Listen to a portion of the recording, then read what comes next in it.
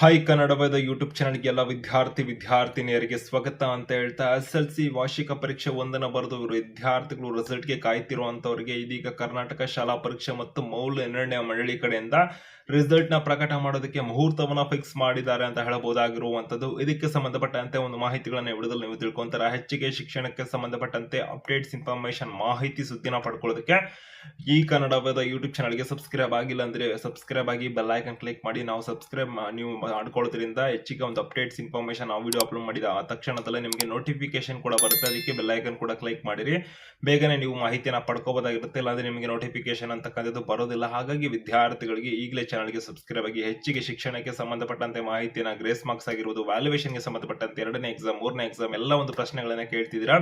ಪ್ರತಿಯೊಂದು ಮಾಹಿತಿಯನ್ನ ನಮ್ಮ ಕನ್ನಡವಾದ ಯೂಟ್ಯೂಬ್ ಚಾನಲ್ ನಿಮಗೆ ತಲುಪಿಸ್ತಾ ಇದೀವಿ ಅಂತ ಹೇಳ್ತಾ, ವಿದ್ಯಾರ್ಥಿಗಳ ಒಂದು SSLC ವಾರ್ಷಿಕ ಪರೀಕ್ಷೆ ಒಂದನ್ನ ಬರೆದಿರುವಂತವ್ರು ರಿಸಲ್ಟ್ ಯಾವಾಗ ಅಂತ ವೈಟ್ ಮಾಡ್ತಾನೆ ಇದ್ರು. ಈ ವಿದ್ಯಾರ್ಥಿಗಳಿಗೆ ಕರ್ನಾಟಕ ಶಾಲಾ ಪರೀಕ್ಷೆ ಮತ್ತು ಮೌಲ್ಯ ನಿರ್ಣಯ ಮಂಡಳಿ ಕಡೆಯಿಂದ ಇದೀಗ ಫಲಿತಾಂಶಕ್ಕೆ ಸಂಬಂಧಪಟ್ಟಂತ ಒಂದು ಬಿಗ್ ಅಪ್ಡೇಟ್ ಅನ್ನ ಕೊಟ್ಟಿರುವಂತದ್ದಾಗಿರುತ್ತೆ. ವ್ಯಾಲ್ಯೂಯೇಷನ್ ಎಲ್ಲ ಬಹುತೇಕ ಕಂಪ್ಲೀಟ್ ಆಗಿದೆ ಅಂತ ಕರ್ನಾಟಕ ಶಾಲಾ ಪರೀಕ್ಷೆ ಮತ್ತು ಮೌಲ್ಯ ನಿರ್ಣಯ ಮಂಡಳಿ ಕಡೆಯಿಂದನೇ ಒಂದು ಅಧಿಕೃತ ಮಾಹಿತಿ ಲಭ್ಯ ಆಗಿರುವಂತದ್ದು. ವಿದ್ಯಾರ್ಥಿಗಳೇ, ನಿಮ್ಮ ಒಂದು ಉತ್ತರ ಪತ್ರಿಕೆಯ ಮೌಲ್ಯಮಾಪನ ಕಾರ್ಯ ಸಂಪೂರ್ಣವಾಗಿ ಪೂರ್ಣಗೊಂಡಿದೆ.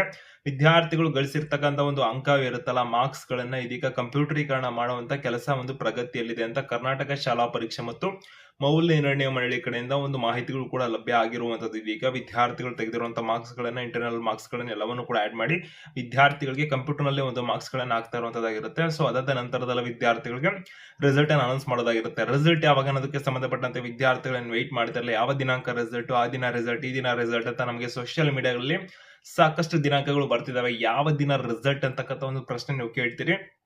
ಕರ್ನಾಟಕ ಶಾಲಾ ಪರೀಕ್ಷೆ ಮತ್ತು ಮೌಲ್ಯ ನಿರ್ಣಯ ಮಂಡಳಿ ಕಡೆಯಿಂದ ಇದೀಗ ವಿದ್ಯಾರ್ಥಿಗಳಿಗೆ ಮೇ ತಿಂಗಳ 2ನೇ ತಾರೀಕಿನಂದು ವಿದ್ಯಾರ್ಥಿಗಳ ಫಲಿತಾಂಶವನ್ನು ಪ್ರಕಟ ಮಾಡತಕ್ಕಂತ ಒಂದು ಚಿಂತನೆಯನ್ನ ಕರ್ನಾಟಕ ಶಾಲಾ ಪರೀಕ್ಷೆ ಮತ್ತು ಮೌಲ್ಯ ನಿರ್ಣಯ ಮಂಡಳಿ ಕಡೆಯಿಂದ ಮಾಡಿರುವಂತದ್ದು. ಮೇ 2ನೇ ತಾರೀಕಿನಂದು ವಿದ್ಯಾರ್ಥಿಗಳ ಪರೀಕ್ಷಾ ಫಲಿತಾಂಶ ಪ್ರಕಟ ಆಗುವ ಸಾಧ್ಯತೆ ಬಹುತೇಕವಾಗಿರುವಂತದ್ದು. ಇಲ್ಲಾಂದ್ರೂ ಕೂಡ ವಿದ್ಯಾರ್ಥಿಗಳಿಗೆ ಇಲಾಖೆ ಕಡೆಯಿಂದ ಬಂದಿರತಕ್ಕಂಥ ಒಂದು ಮಾಹಿತಿ ಆಗಿರುತ್ತೆ. ಆ ಒಂದು ದಿನಾಂಕದಂದು ರಿಸಲ್ಟ್ ಅನ್ನ ಪ್ರಕಟ ಮಾಡೋದಕ್ಕೆ ಚಿಂತನೆಗಳನ್ನು ನಡೆಸ್ತಿದ್ದಾರೆ.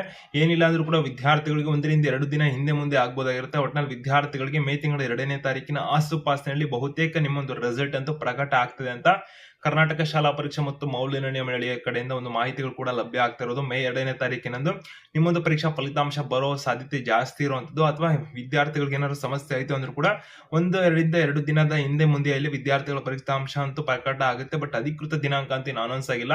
ಆದರೆ ಕರ್ನಾಟಕ ಶಾಲಾ ಪರೀಕ್ಷೆ ಮತ್ತು ಮೌಲ್ಯ ನಿರ್ಣಯ ಮಂಡಳಿ ಕಡೆಯಿಂದ ಈ ದಿನಾಂಕವನ್ನ ಇದೀಗ ಅವರು ಫಿಕ್ಸ್ ಮಾಡಿ ಇಟ್ಕೊಂಡಿರುವಂತದ್ದಾಗಿರುತ್ತೆ. ಈ ಒಂದು ದಿನಾಂಕದಲ್ಲಿ ರಿಸಲ್ಟ್ ನ ಪ್ರಕಟ ಮಾಡೋದಕ್ಕೆ ಎಲ್ಲ ರೀತಿಯಾದಂತಹ ಸಿದ್ಧತೆಗಳನ್ನ ಕೂಡ ಮಾಡ್ಕೋತಿದ್ದಾರೆ ಅಂತ ಹೇಳಬಹುದಾಗಿದ್ದು, ಅಧಿಕೃತ ಒಂದು ಅಪ್ಡೇಟ್ ಇನ್ಫಾರ್ಮೇಶನ್ ನೋಟಿಫಿಕೇಶನ್ ಮುಖಾಂತರ ಪ್ರಕಟ ಆಗುತ್ತೆ. ಅದು ಬಂದ ಸಂದರ್ಭದಲ್ಲಿ ಶೀಘ್ರವಾಗಿ ನಿಮಗೆ ಮಾಹಿತಿನ ಕೊಡ್ತೇವೆ. ಈ ಒಂದು ಮಾಹಿತಿ ನಿಮ್ಗೆ ಇಷ್ಟ ಆಗಿದ್ರೆ ಚಾನಲ್ಗೆ ಸಬ್ಸ್ಕ್ರೈಬ್ ಆಗಿ ಬೆಲ್ ಐಕಾನ್ ಕ್ಲಿಕ್ ಮಾಡಿ. ನಿಮ್ಮೆಲ್ಲ ಸ್ನೇಹಿತರಿಗೂ ಕೂಡ ಮರಿದೇ ವಿಡಿಯೋನ ಶೇರ್ ಮಾಡೋರ್ಗೂ ಕೂಡ ಒಂದು ಮಾಹಿತಿನ ತಲುಪಿಸಿ ಅಂತ ಹೇಳ್ತಾ, ಹೆಚ್ಚಿಗೆ updates information Kannada YouTube channel ಲಭ್ಯ ಆಗ್ತಾ ಇರುತ್ತೆ. ವಿಡಿಯೋ ಇಷ್ಟ ಆಗಿದೆ ಅನ್ಕೊಂಡಿದ್ದೀನಿ. ನಿಮ್ಮೆಲ್ಲ ಸ್ನೇಹಿತರು ಕೂಡ ಮರಿದೇನೆ ಮಾಹಿತಿನ ಶೇರ್ ಮಾಡಿ.